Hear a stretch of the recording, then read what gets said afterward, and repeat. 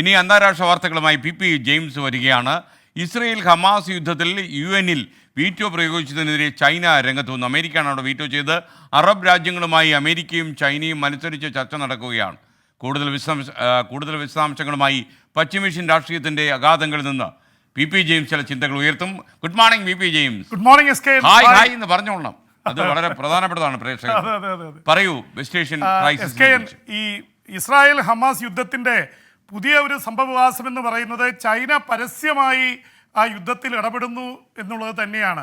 നേരത്തെ ചൈനയുടെ യുദ്ധക്കപ്പലുകൾ ചെങ്കടലിൽ എത്തിയിരുന്നു. അത് സമാധാനത്തിൻ്റെ ഭാഗമായിട്ടാണ്.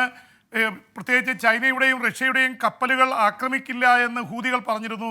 അതിൻ്റെ പശ്ചാത്തലത്തിലാണ്. എന്നിട്ട് പോലും ചൈന ഒരു പരിധി വിട്ട് ഇടപെട്ടിരുന്നില്ല.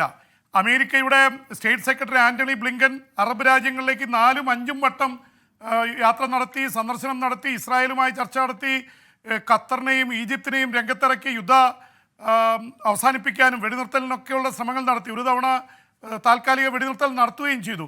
ആ സമയത്തൊക്കെ മൗനം പാലിച്ച് തന്ത്രപൂർവ്വം നിന്നിരുന്ന ചൈന ഇതാ രംഗത്തിറങ്ങിയിരിക്കുന്നു. ചൈന ആദ്യത്തെ വെടിപൊട്ടിച്ചിരിക്കുന്നത് US നടത്തിയ വീറ്റോയ്ക്കെതിരെയാണ്. പ്രത്യേകിച്ച് ഇസ്രായേൽ ഹമാസ് യുദ്ധത്തിന് വെടിനിർത്തൽ വേണമെന്നും യുദ്ധം അവസാനിപ്പിക്കണമെന്നും ആവശ്യപ്പെടുന്ന UN പ്രമേയം രക്ഷാസമിതിയിൽ വന്നപ്പോൾ 15 അംഗ രാഷ്ട്രങ്ങളിൽ ഇന്ത്യ അടക്കം 13 രാഷ്ട്രങ്ങൾ അതിനെ പിന്തുണച്ചു. ബ്രിട്ടൻ വിട്ടുനിന്നു, അമേരിക്ക വീറ്റോ ചെയ്തു. വീറ്റോ ചെയ്തതോടെ ആ പ്രമേയം ഇത്രയും ഭൂരിപക്ഷമുണ്ടായിട്ടും പരാജയപ്പെട്ടു. അതിനെതിരെയാണ് ചൈന രംഗത്ത് വന്നിരിക്കുന്നത്. ഇസ്രായേൽ ഹമാസ് യുദ്ധം തീർന്നു കാണാൻ അമേരിക്കയ്ക്ക് താല്പര്യമില്ല. അമേരിക്ക ഒരു ഭാഗത്ത് സമാധാനത്തിന് വേണ്ടി ശ്രമിക്കുന്നു എന്ന് പറയുമ്പോൾ തന്നെ ഇത് ആളിക്കത്തിക്കാനാണ് ശ്രമിക്കുന്നതെന്ന് ആരോപണവുമായിട്ടാണ് ചൈന രംഗത്ത് വന്നിട്ടുള്ളത്.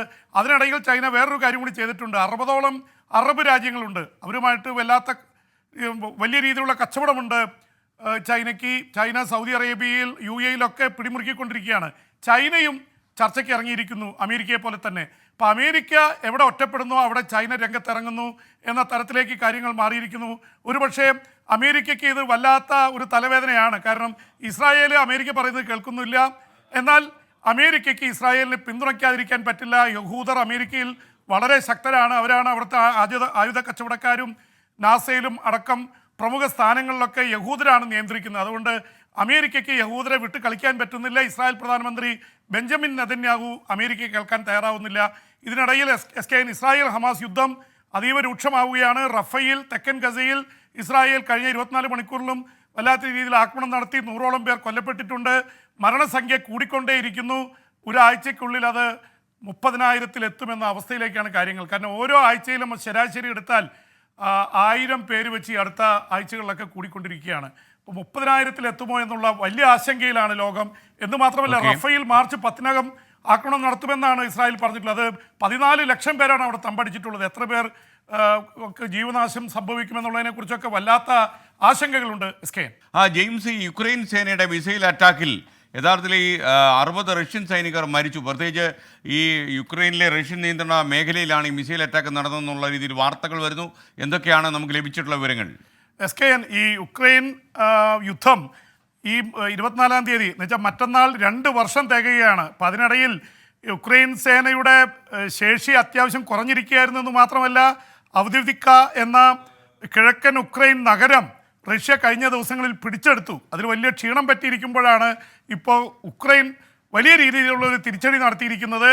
കിഴക്കൻ ഉക്രൈനിലെ ഡോണറ്റ്സ്ക് പ്രദേശത്ത് ഒരു പരിശീലന കേന്ദ്രത്തിൽ നിൽക്കുമ്പോഴാണ് റഷ്യൻ സൈനികർക്ക് മേൽ 2 മിസൈലുകൾ വന്ന് പതിച്ചത്. ഉക്രൈൻ സേന അയച്ചതാണ്. 60 പേർ തത്സമയം കൊല്ലപ്പെട്ടു എന്ന വാർത്തയാണ് വരുന്നത്. കൂടുതൽ മരണസംഖ്യ കൂടാനുള്ള സാധ്യതയുണ്ട്. എന്തായാലും ഇത് സംബന്ധിച്ച് ഉക്രൈൻ സേനയെ സംബന്ധിച്ചിടത്തോളം ഒരു ആത്മവീര്യം പകരുന്ന കാര്യമാണ്. കാരണം ഒരു നഗരം നഷ്ടപ്പെട്ട ശേഷം ഒരു തിരിച്ചടി റഷ്യക്ക് നൽകിയിരിക്കുന്നു. എന്തായാലും റഷ്യയെ സംബന്ധിച്ചിടത്തോളം റഷ്യയുടെ പ്രസിഡന്റ് വ്ളാഡിമിർ പുടിൻ അവിടുത്തെ ഡിഫൻസ് മിനിസ്റ്റർ സെർഗി ഷോയ്ഗുവായിട്ട് കാണാനിരിക്കുന്നതിൻ്റെ സമയത്താണ് ഈ അറ്റാക്ക് ഉണ്ടായിട്ടുള്ളത്. അതേക്കുറിച്ച് പുടിൻ കൂടുതലായിട്ടുള്ള കാര്യങ്ങൾ ചോദിച്ചറിയുന്നുണ്ട്. സെലൻസ്കിക്കും അല്പം ആശ്വസിക്കാവുന്ന അവസ്ഥയാണ്. അമേരിക്കയിൽ നിന്നും യൂറോപ്പിൽ നിന്നും ആയുധങ്ങളും സൈനിക സഹായവും വരുന്നത് കാത്തിരിക്കുകയാണ് ഉക്രൈൻ. അപ്പം അതിനിടയിലാണ് ഈ തരത്തിലുള്ള കാര്യങ്ങൾ സംഭവിച്ചുകൊണ്ടിരിക്കുന്നത്. എന്തായാലും ഉക്രൈൻ കുറച്ചും കൂടിയും വീര്യം കാണിക്കുന്നു എന്ന തരത്തിലാണ് റിപ്പോർട്ട് വന്നത്. ഒരു കമാൻഡർ റഷ്യയുടെ അവിടെ വന്നിറങ്ങി പരിശീലനത്തെ സൈനികരെ അഭിസംബോധന ചെയ്യാൻ നിൽക്കുമ്പോഴാണ് ഈ സംഭവം ഉണ്ടായിട്ടുള്ളത്. ഉക്രൈൻ യുദ്ധം കൂടുതൽ ശക്തമാവാനുള്ള സാധ്യത വരുന്നുണ്ട്. പ്രത്യേകിച്ച് റഷ്യയെ സംബന്ധിച്ചിടത്തോളം റഷ്യ വടക്കൻ കൊറിയയിൽ നിന്നും ഇറാനിൽ നിന്നും ആയുധങ്ങൾ വാങ്ങുന്നുണ്ട്. റഷ്യയുടെ ആയുധ ശേഖരവും തീർന്നുകൊണ്ടിരിക്കുന്നു. ഉക്രൈനെ സംബന്ധിച്ചിടത്തോളം എന്തായാലും യൂറോപ്പ് $50 ബില്യൺ പാസ്സാക്കിയിട്ടുണ്ട്. അപ്പോൾ അതിൻ്റെ സൈനിക സഹായം വരും. അമേരിക്കൻ കോൺഗ്രസിൽ തടയപ്പെട്ടിട്ടുണ്ടെങ്കിലും ജോ ബൈഡൻ പറഞ്ഞിരിക്കുന്നത് എന്തായാലും സഹായം $60 ബില്യൺ അവർ മറ്റേ സെനറ്റ് പാസ്സാക്കിയതിൽ $38 ബില്യൺ നൽകാൻ പോകുന്നത് ഉക്രൈനാണ്. അപ്പോൾ ബാക്കിയുള്ളത് ഇസ്രായേലിനും.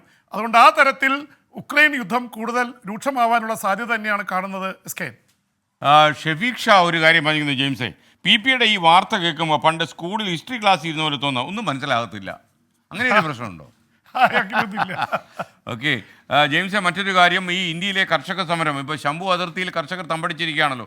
ഇത് അന്തർദേശീയ മാധ്യമങ്ങളിൽ വളരെ പ്രാധാന്യം നേടിയിരിക്കുമെന്ന് മനസ്സിലാകുന്നു. മാത്രമല്ല അടുത്ത തെരഞ്ഞെടുപ്പിൽ മോദി സർക്കാരിനും BJPക്കും ഈ കർഷക സമരം വലിയ പ്രശ്നങ്ങൾ ഉണ്ടാക്കുമെന്ന് കൂടി മാധ്യമ പ്രവാചകർ പ്രവചിക്കുന്നു എന്ന് പറയുന്നു.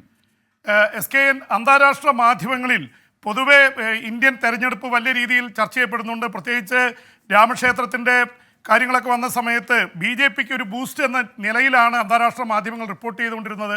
പക്ഷേ ഇന്ത്യയിലെ കർഷക സമരം BJPയുടെ വിജയത്തിന് മേൽ വിജയിക്കുമെന്നുള്ള പ്രതീക്ഷകൾ തന്നെയാണ് ഇപ്പോഴുള്ളത്. പക്ഷേ കരിനിഴൽ വീഴ്ത്തിയിരിക്കുന്നു എന്ന തരത്തിൽ വരുന്നു. കാരണം ഇന്ത്യയിലെ കർഷകർ ഒരു വലിയ ശക്തി കേന്ദ്രമാണ്. എല്ലാ സ്ഥലത്തും 80% കർഷകരുള്ള ഒരു രാജ്യത്ത് കർഷകർ റിവോൾട്ടിന് ഇറങ്ങിയിരിക്കുന്നു. ആ സംസ്ഥാനങ്ങളിൽ മാത്രമല്ല മറ്റ് സംസ്ഥാനങ്ങളിലും കർഷകരുടെ ഈ പ്രതിഷേധത്തിൻ്റെ അനുരണനങ്ങൾ ഉണ്ടാവും. അതുകൊണ്ട് 4 തവണ കേന്ദ്ര സർക്കാർ ചർച്ച നടത്തി, ഇനിയും ചർച്ചയ്ക്ക് തയ്യാറാവുകയാണ്. ആ പ്രശ്നം തെരഞ്ഞെടുപ്പ് അടുത്ത സാഹചര്യത്തിൽ തന്നെ കർഷകർ രംഗത്ത് വന്നിരിക്കുന്നതിന് വലിയ രാഷ്ട്രീയ പ്രാധാന്യമുണ്ട് എന്നാണ് BBC, CNN, അതുപോലെ അൽ ജസീറ തുടങ്ങിയിട്ടുള്ള ചാനലുകൾ, വാഷിങ്ടൺ പോസ്റ്റ്, ന്യൂയോർക്ക് ടൈംസ് ഒക്കെ ഈ സമരം ഏറ്റെടുത്തിട്ട് ഒരു കർഷകൻ കൊല്ലപ്പെട്ടതിന് വരെ വലിയ പ്രാധാന്യമാണ് BBC നൽകിയിരിക്കുന്നത്. അതുകൊണ്ട് തന്നെ SKN ഇത് ഇന്ത്യയെ സംബന്ധിച്ചിടത്തോളം, ഇന്ത്യൻ സർക്കാരിനെ സംബന്ധിച്ചിടത്തോളം വലിയൊരു കീറാമുട്ടിയാണ്. എന്ന് മാത്രമല്ല, കഴിഞ്ഞ തവണ കർഷക സമരം ഉണ്ടായപ്പോൾ കനേഡിയൻ പ്രധാനമന്ത്രി ജസ്റ്റിൻ ട്രൂഡോ നേരിട്ട് ഇടപെട്ടാണ് ഇന്ത്യയെ കുറ്റപ്പെടുത്തിയതും ഇന്ത്യൻ കർഷകർക്ക് പിന്തുണ പ്രഖ്യാപിച്ചതും. അത് ഒരു രാജ്യത്തിൻ്റെ പരമാധികാരത്തിന്മേലുള്ള കടന്നുകയറ്റമാണെന്ന് ഇന്ത്യ ആരോപിച്ചിരുന്നു.